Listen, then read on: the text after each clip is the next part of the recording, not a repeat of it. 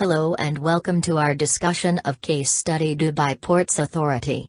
In July of 1995, the Dubai Ports Authority, DPA, became the 14th busiest port in the world.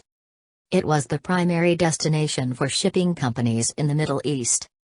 DPA received over 50% of all cargo that arrived in the Arabian Gulf by sea.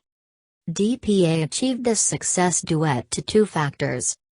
The first factor was efficient operations. The other factor was customer service that was often facilitated by information technology.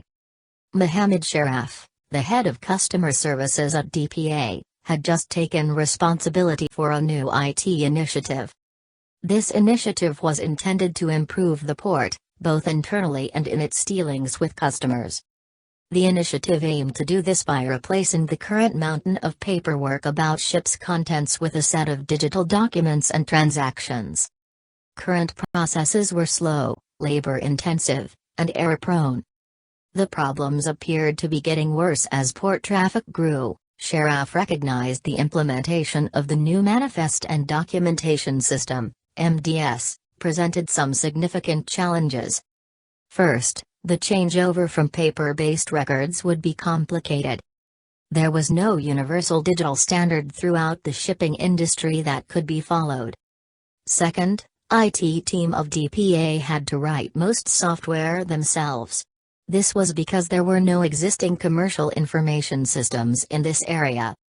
Third, there was uncertainty about how much code they should write. One option was to limit MDS system to cargo shipped in containers. This cargo was more standardized. The second option was to use MDS for both cargo shipped in containers and goods shipped in bulk through Dubai. Final challenge was how to convince all of external partners of DPA to use the new MDS system once it was developed. These partners included shipping lines, importers, exporters, agents, and the port's own customs authority. In order to prove its worth, the MDS system project needed to eliminate, or at least greatly reduce, the paperwork mountain. Sharaf and DPA needed to persuade people to move their work to the computer. Many of them had never used computer systems. Sharaf was confused on whether he would need to force this change. At the end of the case, Sharaf seemed cautiously confident that he and his team had identified the major questions around the project. However, many needed answers were still missing. Following are the teaching objectives of this case. To show the difficulties involved in IT-based business process improvement efforts that span multiple companies. To indicate the extent of data format fragmentation across players in an industry, and the problems that this causes for automation efforts. To explore the implications of great heterogeneity in IT capability. To provide an example of how to execute IT-based extra enterprise efforts. To convey the importance of widespread acceptance of this type of information system, the analysis of this case shall be divided into following parts. 1. Reasons for inefficient information flows. 2. History and persistence of data standard proliferation. 3. Incentives, perspectives, and capabilities of the different players. 4. Critical elements of DPA's rollout success. The case describes some of the shipping industry's most important information and document flows. The case highlights that these information flows are slow, manual, error-prone, and lack standardization. This is surprising to many people. This is because this information is critical for allowing ships and goods to move around the world. Therefore, why does the information itself flow so poorly? Why this problem has not been addressed yet? One hypothesis is that inefficient manual information flows persisted because of the lack of a good worldwide network for sending digital versions. If so, the Internet is just what the industry needs. By using Internet, Manifest and Bill of Lading information should quickly start flowing to all players. This argument has support. According to the case, shipping lines are the most powerful players in the industry. It is not in the interest of these shipping lines to maintain the status quo and keep these inefficient and error-prone processes. They would welcome something better. The question is then, why do paper flows persist within this industry and probably within many others as well? Why is critical manifest information still almost entirely paper-based, even though some bill of lading information has been digitized between some players? There appear to be two principal reasons for this situation. First, all players have their own formats for documents such as bills of lading and manifests. They would likely be unwilling to change them just for the unclear benefit of standardization. Second, there is huge variation in the level of IT sophistication among players in this industry. Some minimum level of ability is required before information flows can be digitized. The case describes that most large shipping lines have information systems that generate bill of lading and manifest information. Some shipping lines send bills of lading electronically to their partners. However, all manifests, even computer-generated ones, are sent manually. A fundamental reason for this is that each company formats these documents differently. These data format incompatibilities do not bother people. This is because these people are adept at understanding the many different versions and translating among them. However, these incompatibilities cannot exist in computer-based information systems. This is because all computer-based information systems strictly follows defined rules and have no exception. As a result, two or more parties in the shipping industry who wanted to start sending manifests directly from computer to computer would first have to agree on the exact format of the manifest. Reaching agreement at this level of detail is a time-consuming process. It is greatly complicated by the fact that each party involved in the negotiation will prefer that all others adopt the data format it already has. Shifting data formats can be expensive and technically demanding. So, it is natural for each party to want to avoid this, and to prefer that all others adopt its format. Therefore, negotiations to arrive at a common manifest format are likely to be difficult, especially if there are multiple powerful parties involved. It is not likely that data format incompatibilities are going to be easily or quickly resolved in this industry. Differences in IT infrastructure and IT process are also likely to be persistent in the shipping industry. According to the case, many of the agents and merchants that DPA interacts with do not even have a computer. It is apparent that large worldwide shipping lines certainly have a great deal of technology and technology expertise. Until all players involved in document handling have a minimum level of sophistication, the document will be manually transmitted at least some of the time. These data format incompatibilities raise two important questions. First question is, how did this situation arise? Second question is, what can be done about it?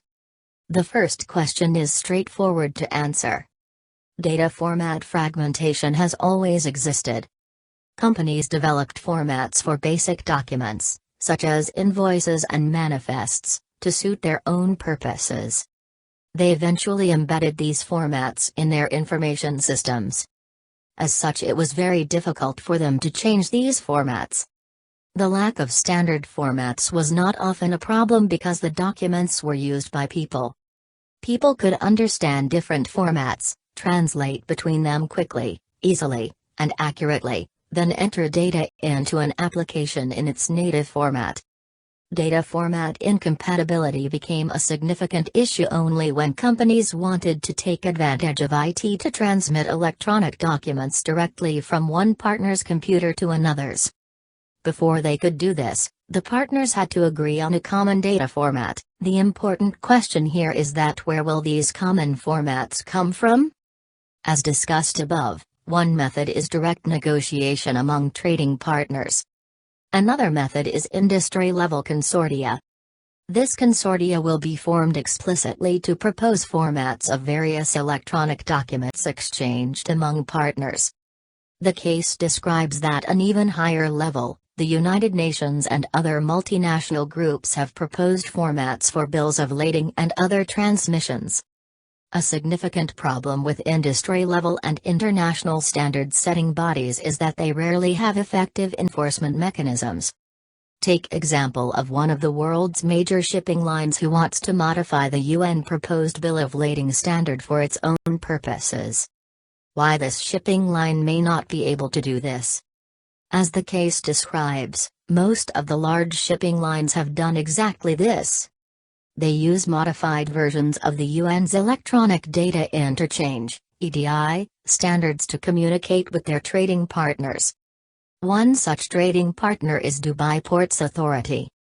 It is the responsibility of Dubai Ports Authority to manage the incompatibilities among these communications with shipping lines. One can think of technological advances such as the semantic web that would allow computers to translate on the fly among incompatible data formats, as humans do naturally.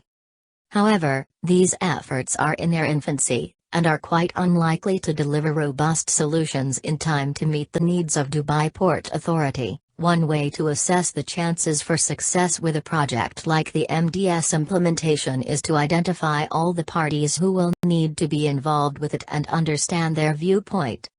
The important questions here are: will they welcome MDS? What concerns, if any, might they have? What are their incentives to participate, or to stay away? How much power do they have in the industry?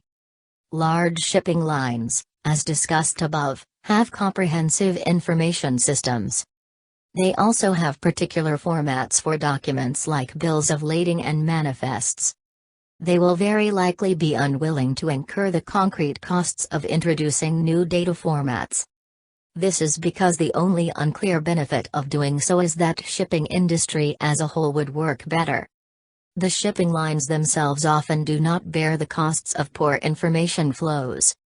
Resolving the kinds of problems described in the case is the responsibility of agents and port authorities. Shipping lines become aware of these problems when they are so severe that ships and shipments are delayed.